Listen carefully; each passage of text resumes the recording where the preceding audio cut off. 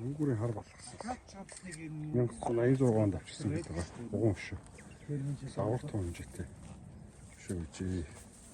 Одоо байгаа өргөн метр гаруй юм байна. Буцаан нь болохоор хэд юм бэ? 40 см орчимтэй. Хадны хугараад багтагдсан.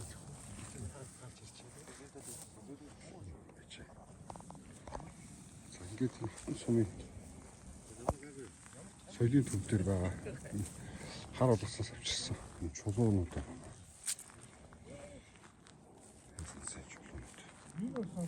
Багны суур, термийн чулуу олон юмуд байна.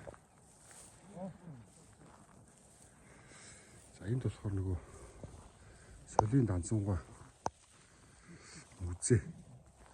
Одоо барьж дуусаагүй байгаа. Энэ зүйл байгаа. Үндсэндээ баригдсан байна уу? Энэ сайхан хөтөл болтолж байна.